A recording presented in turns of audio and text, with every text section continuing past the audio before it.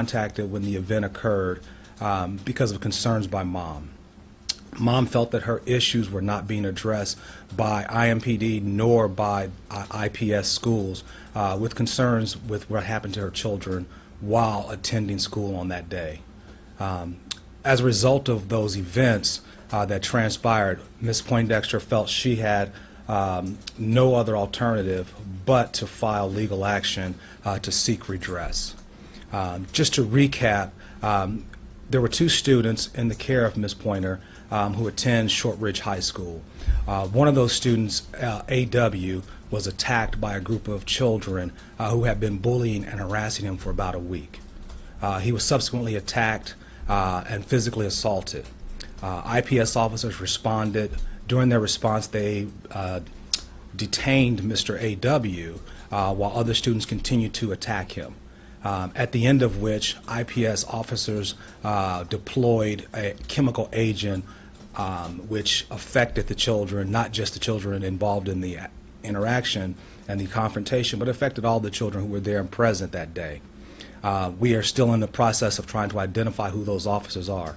Subsequent to their involvement and deployment of the chemical agent, IMPD officers were called to the scene.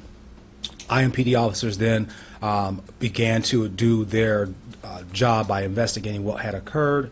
Mom, Mrs. Pointer, was called, resulting in the fact that her children had been assaulted. When she arrived at the school building, none of her questions were answered by administrators or IMPD officers. She was refused entry into the building. Her children were escorted out to her, leaving behind their private property, a book bag and some other personal items. She was not allowed to get those items, nor was anyone answering her questions as to why her children had been bullied for about a week and then subsequently assaulted by this other group of children. To make matters even worse, her children were suspended as a result of being the victims of this attack. Again, Mrs. Pointer's concerns and questions were not being addressed by administrators. The more she asked questions, the more they were denying her responses, which led her to being emotional. As a result of her emotions that sort of got out of hand, she decided that she would then take her concerns to the Department of Education for IPS. When stating such that that's what she was going to do, she was threatened with arrest.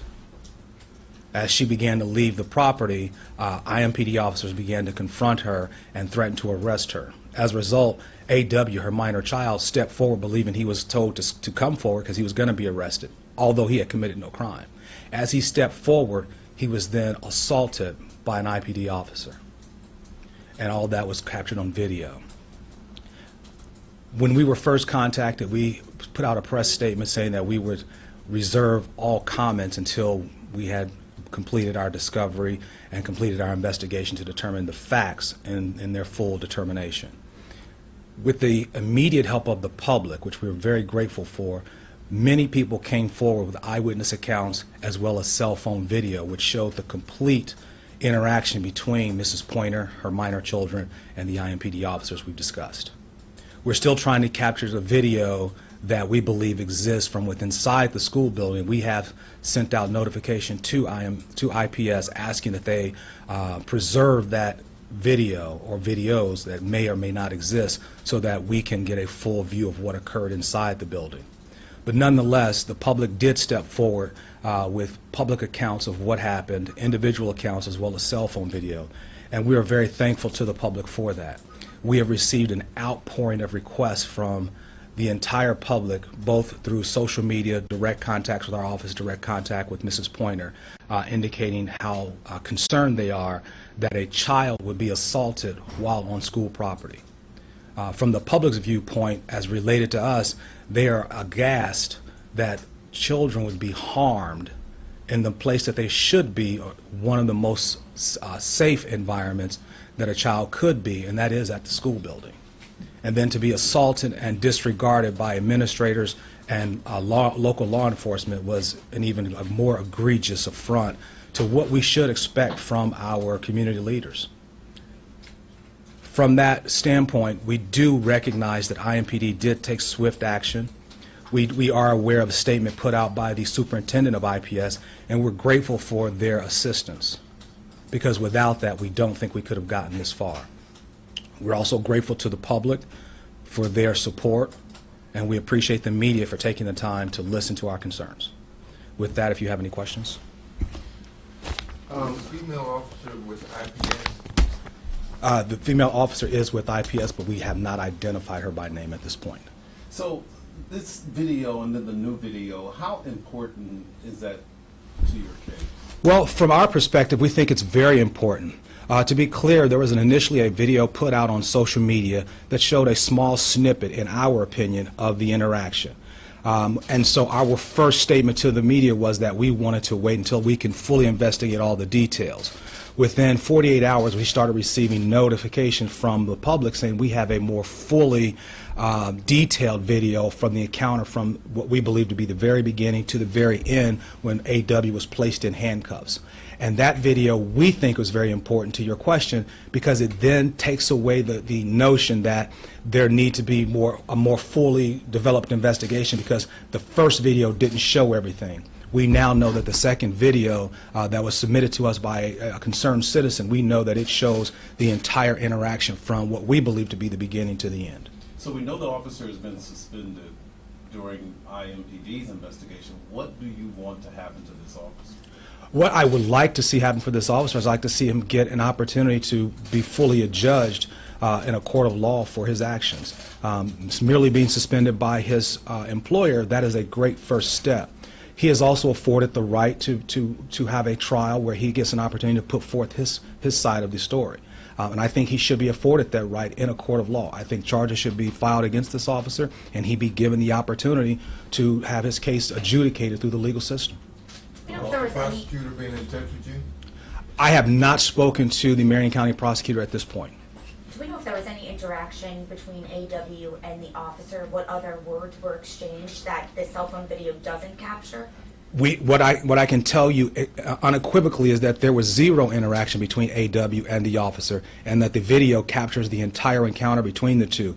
The only complicit interaction between the two would have been at the point A.W. believed he was summoned toward the officer because the officer indicated he was going to arrest him. He pulled his pants up, took a step forward, and as he did so, the video clearly shows that unprovoked, the student A.W. made no verbal statements, and he was punched very directly by the law enforcement officer. Terrence, in the lawsuit, what are you seeking in the lawsuit? At this point, we have filed a lawsuit indicating that there are violations of A.W.'s civil rights as well as Mrs. Pointer and as well as the other student.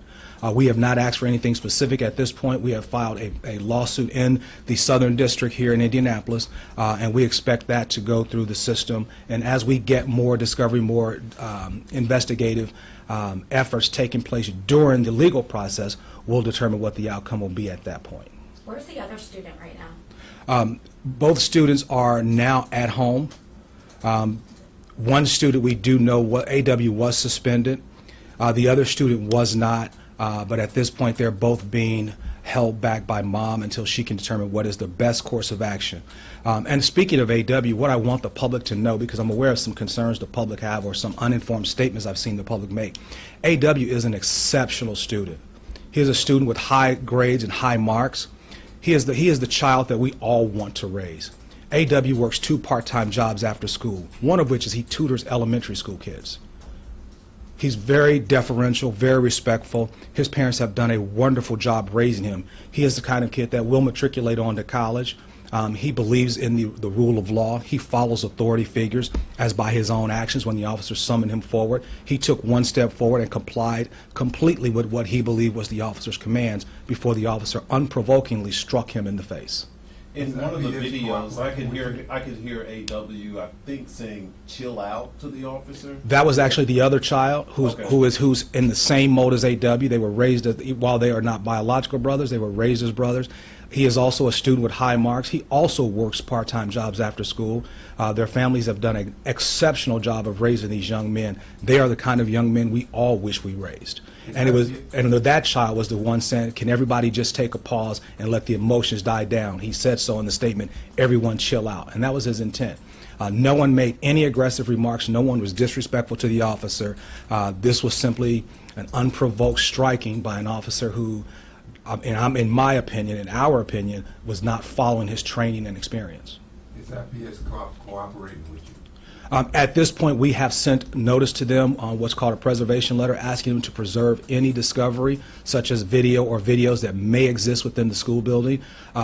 We believe they will cooperate. They have not indicated that they will not cooperate. We're further hopeful because of the statements put out by the superintendent of IPS, so we believe that they will be cooperative. Are you allowing mom to make any statements at all? I've asked Mom not to make any statements. I did want her to be present because she is very supportive of her children, and she wants the public to know that she is extremely grateful for all the support she's received, the phone calls, the social media posts, the emails that have wished her well and hopes that her children will be okay at the end of this. Can you speak to the emotional status right now of AW and his? I can. AW at this point is absolutely suffering from depression. He's not feeling his normal happy-go-lucky self because he truly believes that adults are authority figures and that he should follow the rule of law. He should follow commands by authority figures when they're reasonably given. And when he did exactly what his parents trained him to do, he was physically assaulted. He was kicked out of the school that he loves. He gets high marks. He has 2 jobs. He works with children, helping them with their grades by tutoring them after school. And he feels like all his hard work has just been put in vain because here's someone he respected, an authority figure, and they unprovokingly attacked him when he was trying to do what he was trained and taught to do by his parents. Any other video going to surface? At this point, we do not know or believe that there is any other video. We think what the public has submitted to us is all that's out there. However, I will say if there are other cell phone videos or other kinds of media videos that may have been taken by cameras or security cameras on local businesses, we'll be more than happy to accept those. And if the public wants to help us in that way, we would be grateful. 16 years old, just to clarify for me, is that a sophomore or junior? AW is a junior, Junior, thank you. And then the other student involved? also a junior. Okay, thank you. Can you clarify their relationship? Their relationship is Mrs. Pointer is the biological mother of one of the children. She is the aunt of AW, but she has been his primary caregiver for the majority of his life.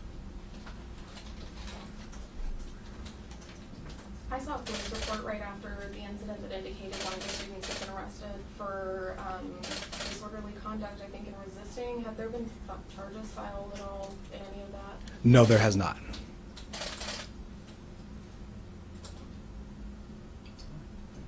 All right, thank you. Thank you so much. Thank you. You're very welcome. Thank you, guys. Thank you.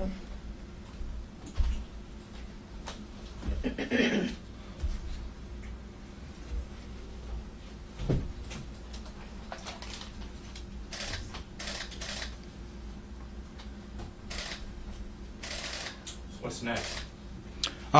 Next is that we actually have a interview with IMPD.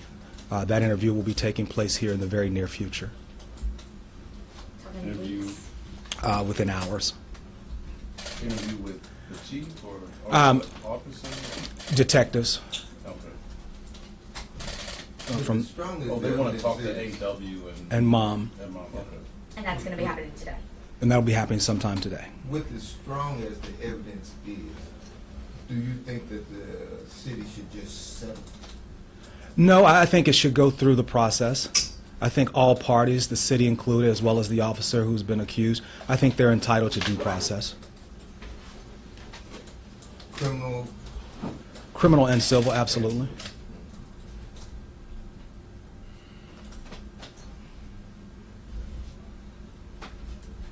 and this is a deposition that you're getting ready to take today? It is an interview that has been requested by IMPD. Have you shared your video with them? I have. We took the step to initiate contacting them to inform them before we released it to the media that we were in possession of it and asked if they would like a copy. And we received 2 notifications from IMPD that they would, and we complied. Have you had any discussion with the officer directly? No, we have not. And direct contact with the investigators with IMPD? Yes, first direct contact. We've had email and phone, but this will be our first face-to-face.